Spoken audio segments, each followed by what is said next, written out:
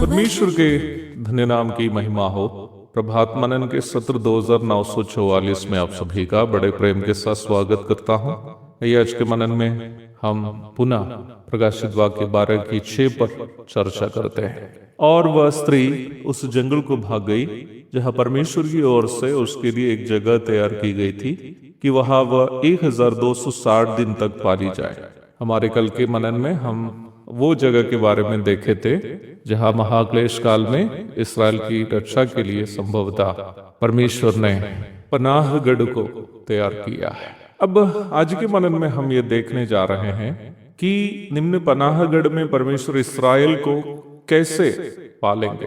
Bible के अलग अलग भागों में इन विषयों की सूचनाएं जो दी गई हैं जानना बहुत ही रोचक बात होगी। विभिन्न विषयों की सूचनाएं बाइबल के अलग अलग भाग से जुटाना इस सच्चाई का भी प्रमाण है कि यद्यपि बाइबल 66 पुस्तकों का एक संग्रह क्यों न हो, सभी पुस्तक एक दूसरे से संबंध रखती है क्योंकि सभी पुस्तक का लेखक पवित्र आत्मा है।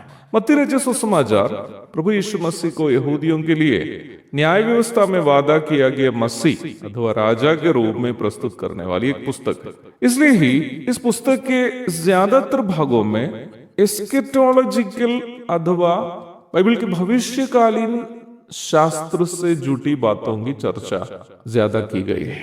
एक अच्छा बाइबल शिक्षक के सहायता के बिना मत्ती रचित सुसमाचार को समझना आसान नहीं होगा। इसलिए कटिहार के लोगोस बाइबल इंस्टीट्यूट के पाठ्यक्रम में understanding Matthew's gospel from messianic perspective अथवा मसीहाई परिप्रेक्ष्य में मत्ती रचित सुसमाचार का परिचय नामक एक विषय भी हम शामिल कराए हुए हैं। इस प्रकार के लगभग 40 सैद्धांतिक तथा प्रायोगिक विषयों का अध्ययन एक साल के अंतराल में करने का एक सुनहरा अवसर लोगोस इंस्टीट्यूट कटिहार में विद्यार्थियों को मिलता है।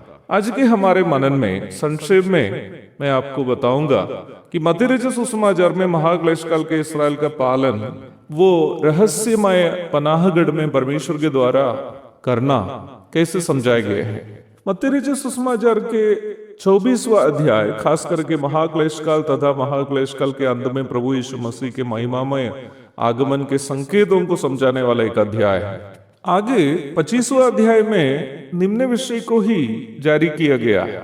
अध्याय 25 के 12 तक के पदों में बताया गया 10 कुंवारियों का दृष्टांत महाक्लेश काल के इस्राएल को सूचित करता है। कुंवारियों को लेने के लिए दुल्हा आने की बात देखकर कई लोग दुल्हा को यीशु मसीह से और कुंवारियों को कलीसिया से तुलना करके यहाँ तक कलीसियाओं में भी सिखाते हैं, जबकि ये पूर्णतया गलत है। दुल्हा यीशु मसीह है, वो बात सही है, परंतु वहां सूचित किया गया 10 कुंवारियां कलीसिया का प्रतीक नहीं है बल्कि इस्राएल को सूचित करता है, जिसे बाइबल में दुल्हन के सहेलियां कहे गए हैं। महाक्लेश काल के पूर्व अपना मध्याकाशीय आगमन के दरमियान मसीह अपनी दुल्हा कलीसिया को स्वर्ग की ओर उठा ले जाएंगे। स्वर्ग में विवाह होने के पश्चात विवाह भोज के लिए मसीह का आगमन को 10 कुंवारियों के दृष्टांत में प्रतीकात्मक तरीके से समझाए गए हैं। प्रकाशित वाक्य 19 की 9 भी पढ़िएगा। 10 कुंवारियां दुल्हन नहीं बल्कि दुल्हन के सहेलियां।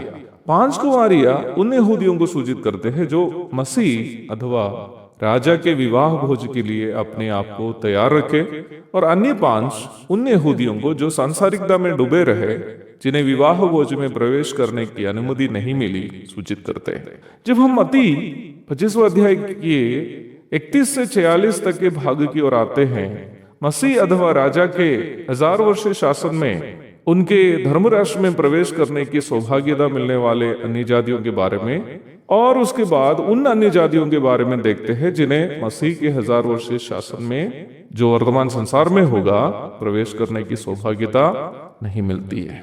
इस भाग का सीधा संबंध प्रकाशित वाक्य 12:6 से है। यहाँ मसीह अथवा राजा कुछ लोगों से, जिन्हें भेड़ों से तुलना किया है, कहता है कि है मेरे पिता के धन्य लोगों, आओ उस राज्य के अधिकारी हो जाओ जो जगत के आदि से तुम्हारे लिए तैयार किया गया है। क्योंकि मैं भूखा था और तुमने मुझे खाना दिया, मैं प्यासा था और तुमने मुझे पानी पिलाया, मैं परदेसी था और तुमने मुझे अपने घर में ठहराया, मैं नंगा था और तुमने मुझे कपड़े पहनाए, मैं बीमार था और तुमने मेरी सुधि ली, मैं बंदी गृह में था और तुम मुझसे मिलने आए। तब ये सुनने वाले उन अन्य जातीय लोग जो यहूदियों को महाक्लेश काल में मदद पहुंचाई, प्रभु से पूछते हैं, हे प्रभु, हमने कब तुझे देखा और खिलाया पिलाया, घर में ठहराया, पहनाए, सुधि लिए, बंदी गृह में मिलने आए?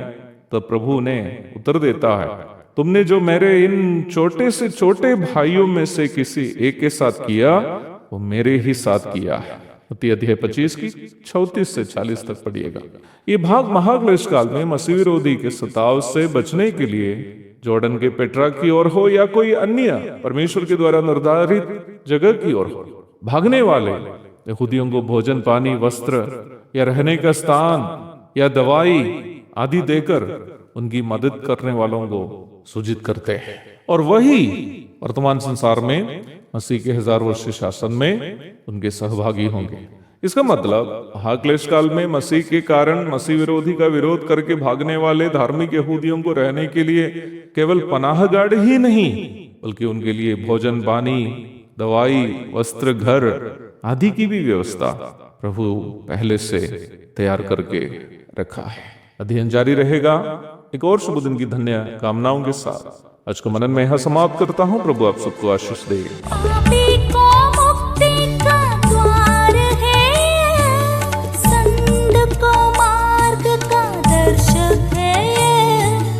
विश्वास जो करते हैं उसके लिए अनंत जीवन का साधन है।